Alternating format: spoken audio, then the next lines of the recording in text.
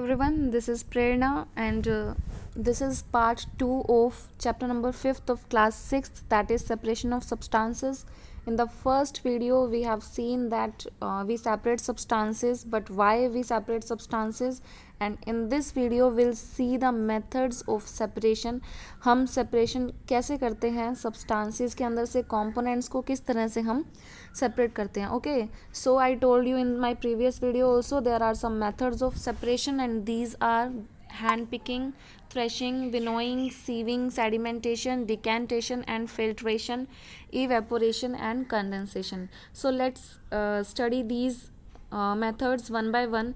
So in this video we'll study these 4 methods, okay, and next 2 methods, sedimentation, decantation, filtration and evaporation, condensation, we'll see in the next video.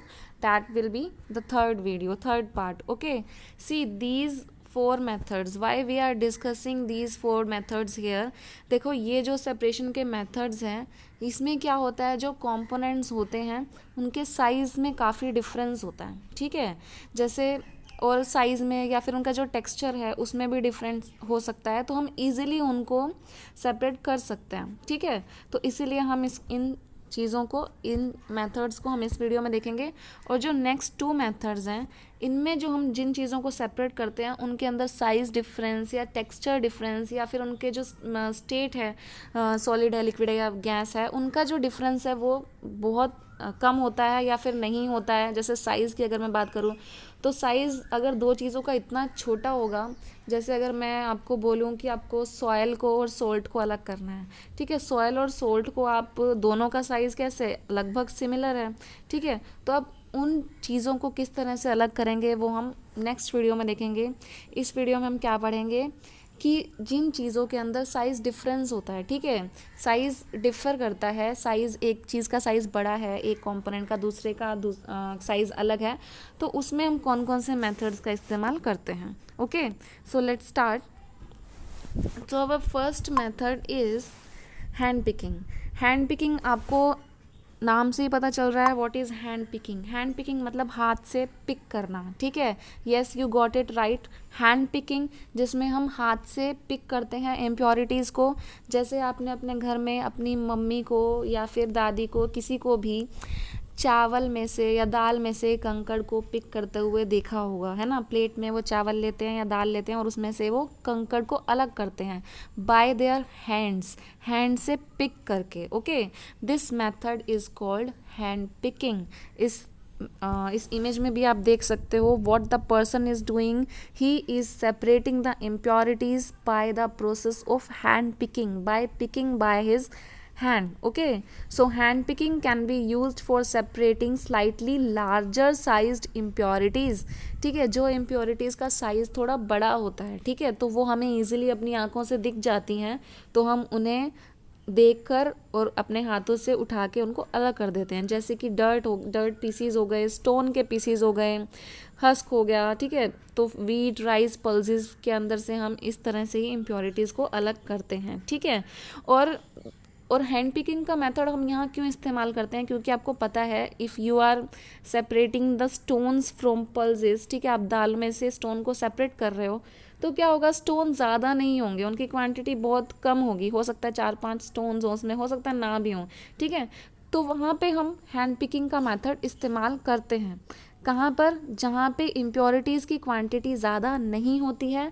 दूसरी चीज़, जहाँ पे impurities हमको अपनी आँखों से दिख जाती हैं, तो वहाँ पे हम हैंड पिकिंग के मेथड का इस्तेमाल करते हैं. ठीक है, so we find that hand picking is a convenient method of separating substances where the size of impurity is क्या है, थोड़ा बड़ा है साइज़ उसका, एंड क्या होता है, the quantity of impurity is not very large.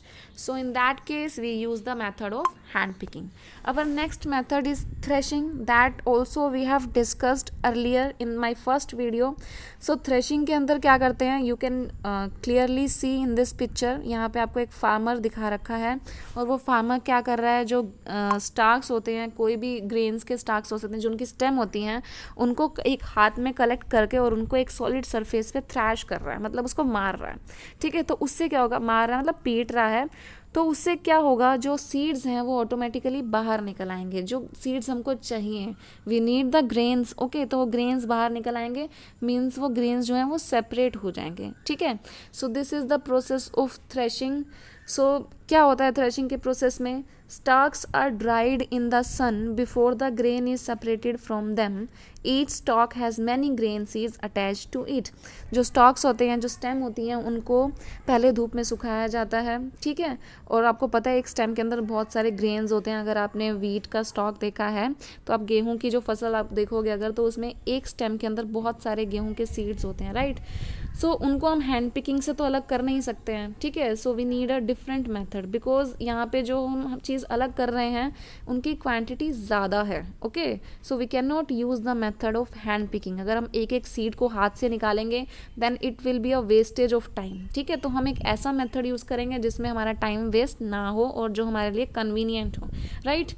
So the process that is used to separate grain from stalks, the process is called threshing, and in this process the stalks are beaten to free the grain seeds.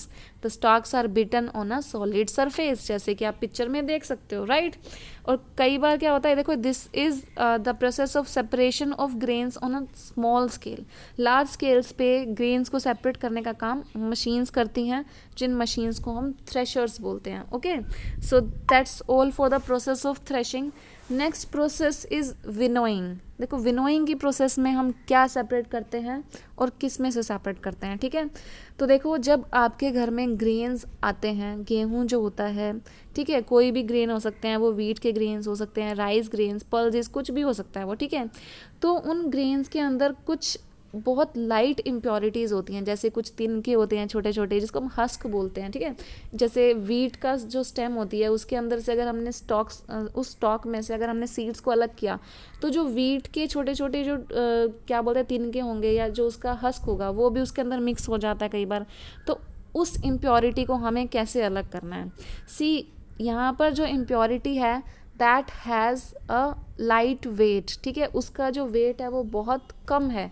तो इसी property को हम इस method में इस्तेमाल करने वाले हैं, ठीक है। हमारे पास एक सब्सटेंस है जो हमारे ग्रेन्स हैं, उसके अंदर दो कंपोनेंट्स हैं, एक हमारे ग्रेन्स हैं, दूसरा क्या है, लाइट इम्प्योरिटीज़ जिनका वेट बहुत कम है जो हस्क होता है, ठीक है। तो उन इम्प्योरिटीज़ को हम जिस प्रोसेस से अलग करेंगे the process is called winnowing. तो विनोइंग एक ऐसा प्रोसेस है जहाँ पर हम लाइट वेट इम्प्योरिटीज़ को अलग करते हैं, ठीक है। The process here is based on the weight of the impurity. Weight पे डिपेंड करता है, जो इम्प्योरिटी है जिसको हमें अलग करना है वो कैसी है, that is light weight, okay. तो हम इस प्रोसेस को किस तरह से इस्तेमाल करते हैं, see you can see a picture here, आपको एक पिक्चर दिखाई दे रही है इधर। तो यहाँ पे क्या कर रही है एक लेडी, उसके हाथ में बहुत सारे उसने ग्रेन्स लिए हैं और उसको वो हवा के सामने, विंड के सामने, यहाँ पे अगर हवा नहीं चल रही है, विंड नहीं है तो फ़ैन भी लगाया जा सकता है, ठीक है। नहीं तो कई बार अच्छी हवा चल रही होती है अगर हम ग्राउंड में या जैसे फार्म के अंदर इस प्रोसेस को करते हैं, ठीक है। So we do not feel the need of a fan there.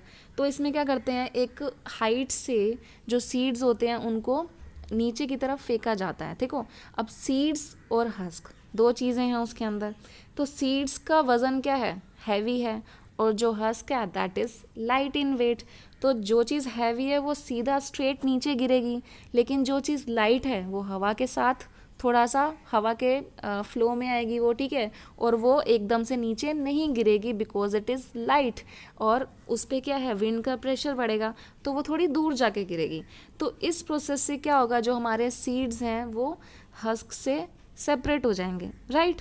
So the process in which we are using wind as a ठीक है, विंड को हम यूज़ कर रहे हैं for separating a light weight impurity. The method is called winnowing. So let us read what is written here. Winnowing is used to separate heavier and lighter components. One component is heavy and other one is lighter, okay. So it can be separated by wind और bye blowing air, या फिर जो हवा चल रही है natural है उससे भी हम सेपरेट कर सकते हैं, या फिर हम हवा आर्टिफिशियल एयर देकर या फैन वगैरह लगा के या आर्टिफिशियल विंड से भी हम उसको सेपरेट कर सकते हैं, ठीक है। So this method is commonly used by farmers to separate lighter husk particles from heavier seeds of grain, okay, and the husk particles are carried away by the wind and the seeds of the grain get separated and form a heap near the platform for winnowing. So this is how the process of winnowing is used. I hope this has been clear to you. Our next process is sieving. sieving में क्या होता है, हम किसी भी चीज़ को छानते हैं और उसको सेपरेट करते हैं। जैसे आपने घर में देखा होगा, आटे को छाना जाता है, उसे नीड करने से पहले, उसे गूंथने से पहले आटे को छाना जाता है। क्यों छाना जाता है? क्योंकि उसके अंदर कुछ इम्प्योरिटीज़ होती हैं जो छलनी में ऊपर रह जाती हैं और आपका जो साफ़ आटा होता है वो नीचे आ जाता है, ठीक है। So this process is called sieving, ठीक है। तो सीविंग हम पढ़ लेते हैं एक बार क्या है। Sieving allows the fine flour particles to pass through the holes of the sieve. एक सीव अगर आपने देखी होगी तो उसके अंदर इस तरह से होल्स बने हुए होते हैं, ठीक है। बहुत फाइन होल्स होते हैं, बहुत छोटे होल्स होते हैं, और जब हम उसमें आटा डालते हैं तो क्या होगा, जो आपके आटे के फाइन पार्टिकल्स हैं that will go down through the सीव, okay, वो नीचे की तरफ आ जाएंगे, और जो बिगर साइज़ की जो इम्प्योरिटीज़ हैं वो सीव में रह जाएंगी, छलनी में रह जाएंगी, ओके। यहाँ पे हम क्या प्रॉपर्टी का इस्तेमाल कर रहे हैं? साइज़ डिफरेंस है दोनों कंपोनेंट्स में, ठीक है। एक कंपोनेंट का साइज़ बहुत छोटा है तो वो सीव में से पास हो जाएगा, दूसरा कंपोनेंट जो हमारी इम्प्योरिटी है उसका साइज़ कंपैरेटिवली बड़ा है तो वो सीव से पास नहीं होगा। तो इस तरह से हम सीविंग का इस्तेमाल करते हैं।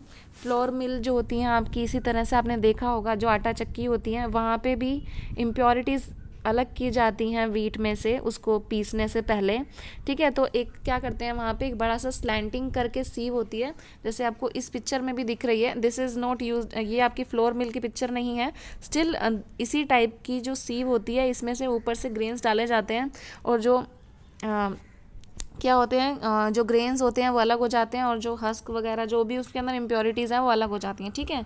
और ये जो आपको पिक्चर दिखाई दे रही है इसमें आप देख सकते हो जो सैंड होती है या सीमेंट वगैरह होती है उनको भी पेबल्स में से या फिर जो उनके अंदर से जो छोटे छोटे पत्थर हो सकते हैं उसके अंदर, उनको सेपरेट करने के लिए इस तरह की बड़ी सी सीव का इस्तेमाल किया जाता है। तो इसमें आप देख रहे हो जो सीमेंट है उसको इस सीव पर रखते हैं, तो उससे क्या होगा, जो सीमेंट होगी क्योंकि वो बहुत स्मॉल साइज पार्टिकल्स हैं तो वो नीचे चली जाएगी सीव के थ्रू, और ऊपर आपके जो कंकड़ वगैरह होते हैं वो जो स्टोन पीसीज हैं या जो भी है वो ऊपर रह जाएंगे, ठीक है।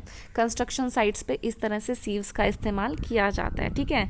सो this was the process of sieving. I hope you have understood the process. just एक छानने का प्रोसेस है जिसमें एक छलनी का इस्तेमाल, एक सीव का इस्तेमाल किया जाता है चीज़ों को सेपरेट करने के लिए, उन चीज़ों को जिनका साइज़ अलग होता है, ठीक है। दो कंपोनेंट्स का साइज़ डिफरेंस है, एक का साइज़ छोटा है और एक का थोड़ा सा कंपैरेटिवली बड़ा है, तो उन चीज़ों को हम सीविंग के हेल्प से अलग करते हैं, okay. So this was the end of this video, and in our next video we'll see other methods of separation, okay. These are sedimentation, decantation, filtration, and we'll see evaporation and condensation also, okay. That's all for this video. Thank you all.